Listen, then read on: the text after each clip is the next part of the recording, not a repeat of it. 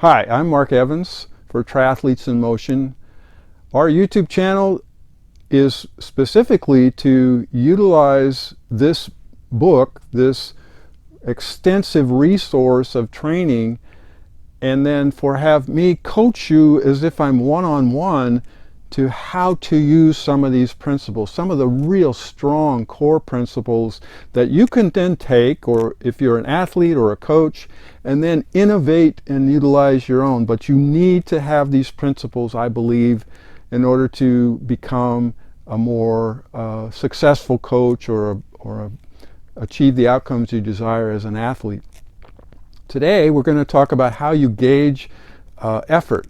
Engaging effort is done using a modified version of a scale that was developed, I believe, in the 70s by a scientist named Borg, and it utilizes perceived exertion. What are the cognitive feelings that you have for a given effort? You know, for example, you're lying in bed at rest.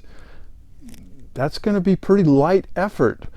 On the other spectrum, you're breathing, you've just sprinted 20 seconds or 15 seconds in the pool, and you need a minute or two rest or recovery. They're going to have an associated cognitive definition. Now, I use 6 training intensity zones, which I will review in another video.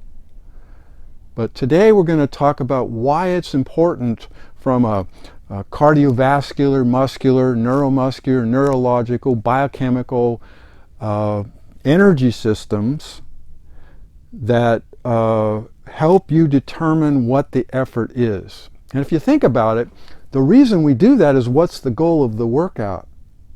You know, if you're always training the intensity at the same level, or indiscriminately training without loading and unloading, or like work efforts, rest ratios, then your training may not be as effective. And coaches want to deliver this variability or variations in stress or stimulus along with rest in an appropriate way. And the thing I found, especially for beginning athletes, neophyte athletes, mid-level athletes, you need to help them understand what the training efforts are, and then as a coach, what is the outcome of that workout.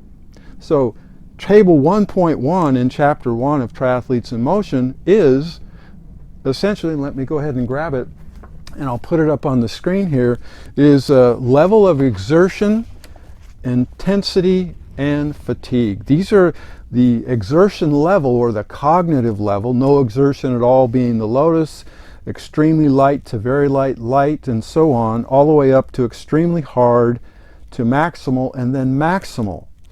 And so what is the corresponding training zone that you're associating a workout? Now, a workout may have a combination, and often do have a combination of different levels of intensity, but the time to fatigue is helpful.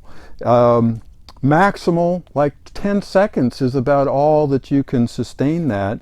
It's more for supra-threshold interval training, lactate tolerance, if you will. Sub-threshold workouts can be 3.5 hours to 15 hours. And those are like, for example, half Ironman, half marathon, longer durations at lower intensity, but it's somewhat hard to hard perceived exertion.